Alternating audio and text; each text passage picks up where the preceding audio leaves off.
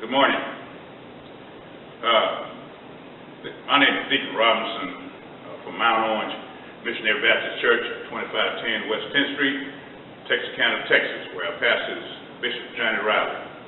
I'll be bringing a Sunday school review to you this morning, and called Hunted by St. Shane. And after prayer, I will go into the lesson. Father, I thank you this morning for an opportunity to be used by you. So I ask you to let your Holy Spirit guide me, guide what I say, guide what I do. Bless this church, bless the members of this church, bless the United States of America as we go through this pandemic. And all of the ones who are suffering right now, we ask your mercy upon them. So Lord, we just thank you right now, and please guide me through this lesson so that I might say something that will encourage somebody else to come closer to you. Thank you. Amen. This particular quarter, we've been talking about love. And the demonstration of love has been through Jacob's son, Joseph. I think this is the third lesson in this quarter, and so we have talked about that Joseph and him and his brothers, they called him the dreamer. Deacon Boyce last week talked about the first one said when love is lost, and last week Deacon Boyce talked about love versus bitterness. And this week our lesson is hunted by shame. The story goes on with Joseph. Now he's down in Egypt, and his brothers has to come to him. So let me read the printed version of the lesson, and I'll be reading from the NIV. Now Joseph was the governor of the land, the person who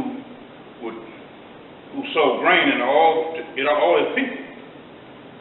So when Joseph's brothers arrived, they bowed down to him with their face to the ground. As soon as Joseph saw his brothers, he recognized them, but he pretended to be a stranger and spoke harshly to them. "Where do you come from?" he asked. "From the land of Canaan," they replied, "to buy food." Although Joseph recognized his brothers, they did not recognize him. Then he remembered his dream about them and said to them, "You are spies. You have come to see where our land is unprotected." So they replied, "No, my lord," they answered. "Your servants have come to buy food. We are all the sons of one man. Your servants are honest men, not spies." "No," he said to them, "you have come to..."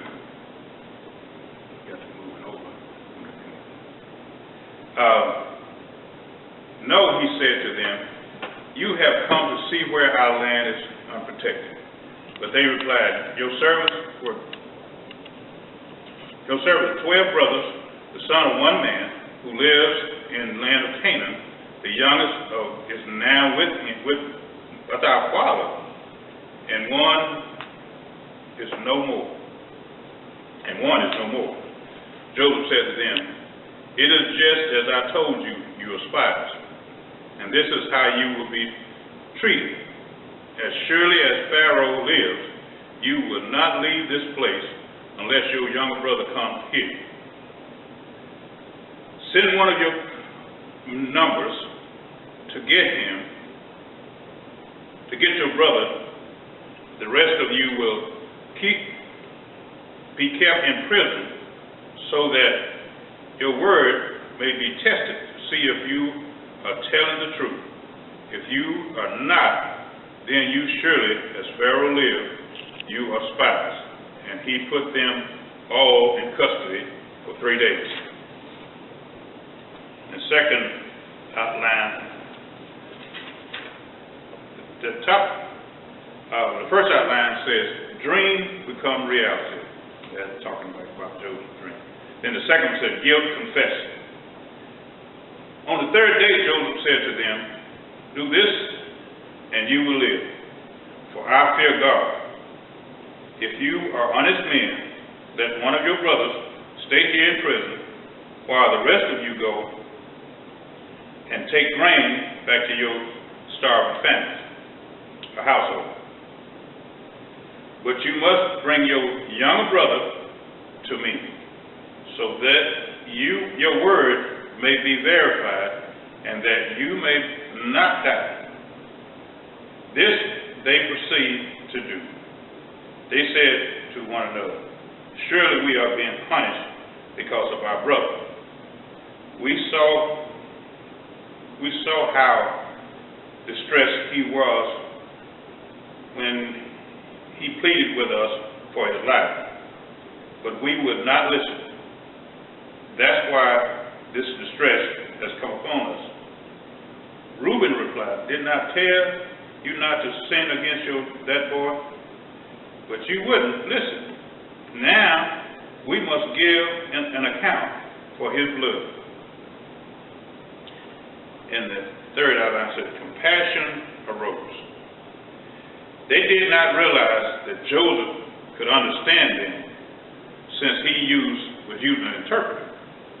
He turned away from them and began to weep, but then came back and spake to them again. He told Simon, take from them and bind their eyes. Bound before their eyes. Joseph gave orders to fill their bags with grain and put each man's silver back in his sack, and to give them provision for their journey. All right. This lesson, as I said, is continued talking about Joseph and his journey with his brothers. We see how God played this out. Now, it takes a lot to be Joseph in this deal. You got to have a lot of patience to go through what he went through to get to where he is today. The lesson started out talking about him as the governor. He's certainly in command to Pharaoh. Joseph, sold by his brothers, goes down to Egypt, gets thrown in jail because Potiphar's wife lied on him. And then when he was in jail, he asked the person that he told the dream, he explained the dream to him, that he would get out, and he said, when you get out, now remember me, and he was forgotten. And he had spent a lot of time in the prison before he finally got out. But he still held on to God's promises. That's hard. We have to learn from that sometimes God takes us through some changes, but he has something for us. How many of us are willing to be patient enough to listen, to see what God has for us? Most of the time we pray, we know exactly what we want. We know exactly how we want it. And the problem is, God sometimes don't answer, well, most times he doesn't answer. I know for me. Anyway, he doesn't answer the way I ask him. Because it's what I ask for, it benefits me. I was thinking about the scripture that's written in. They meant it for my bad. And I think it's in this passage somewhere in Joseph's story. But God meant it for the good. Now, you hear people singing songs that are saying it. My enemy meant it for the bad, but God meant it for my good. But I think it says God meant it for the good. And when it says the good, that's the good of the people, not just for yourself. And I know for me, when I'm praying and asking God for stuff, I'm thinking about me most of the time. Because I want what I want and when I want it, and I think I know what to do with it when I get it. Well, most of the time I find that's all wrong. And I'm going back to Joseph and thinking that, how could he be so patient? How could he have so much faith going through what he was going through?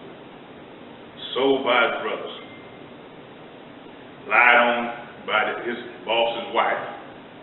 And then forgotten when he got in prison, when he'd already done some good things for folks in prison. in the jail with him. And he's still trusting and believing in God. Now comes the brothers, the one who sold him in the first place. They come down not knowing that they're going to face him when they get down.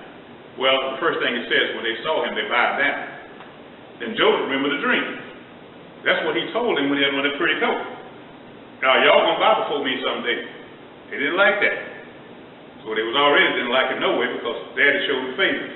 So now, here he is bragging to him. And so they, they stripped him and sold him to the soldiers. Now here they are, back in his presence, not knowing it's him, and they are actually bowing down in front of him. And he was like, wow, that's the dream come true, And now, but he knew that they didn't know who he was, so he played on that.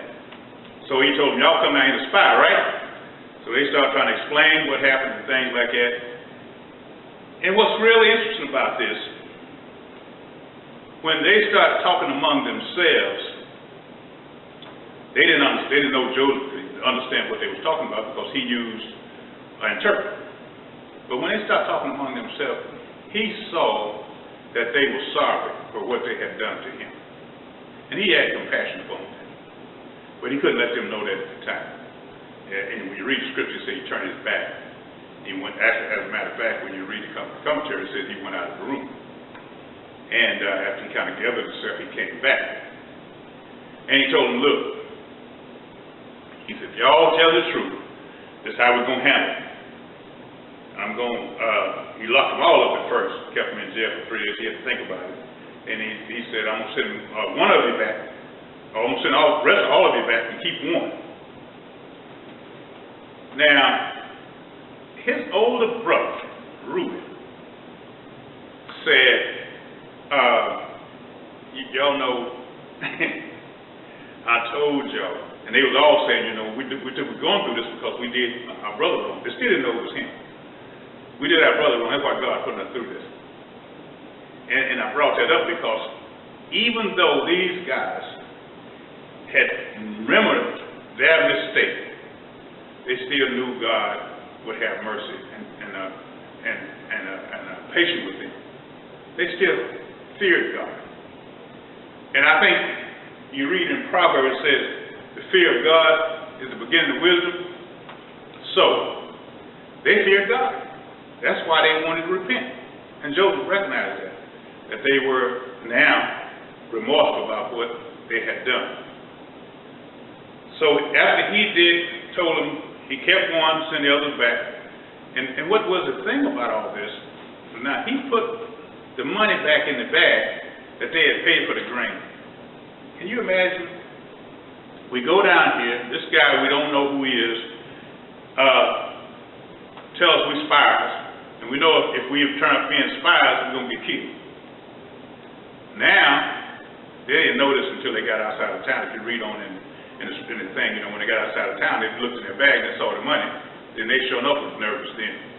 And I think that Joseph's servant went with them out of town, and they wanted to come back and make sure they get money back because they thought it was settled. But anyway, that's in the next week's lesson. This lesson talks about how the brothers was hunted by their shame. That's what it really talks about. And when you see where the brothers really among themselves, even though they didn't know they was talking to the person they had done this to, they still were remorseful. And that shame hunted them enough for them to repent. Have you done anything in your life that you thought you got away with? Because see, when I was reading the commentary, it started out with David, when he had got Bathsheba and had her husband killed. They were rocking on until Nathan came to him and told him about himself. And then he was like, well, yeah, anybody do something like that ought to be killed. He said, well, that's you the man. Like, Then he realized he was sinning against God. So did these guys. When they realized that their sin was against God, then they really was remorseful. But the question I asked was, have that happened to you? Have you done something you think you got away with, and then bad stuff started happening to you?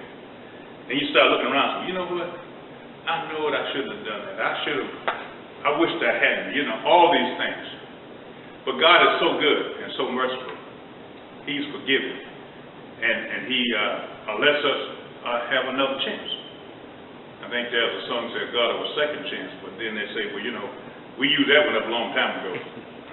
I'm glad we serve a God of another chance. Because, the second chance, we wouldn't make it. We try, we human, and we mess up.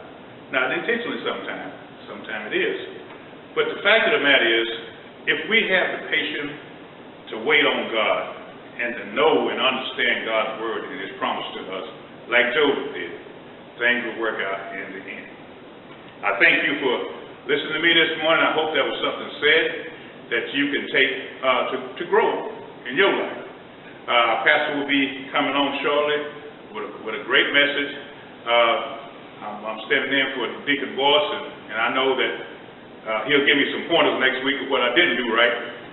But we all just kind of love each other here at Mount Orange, and we help each other out. So thank you, and have a great day.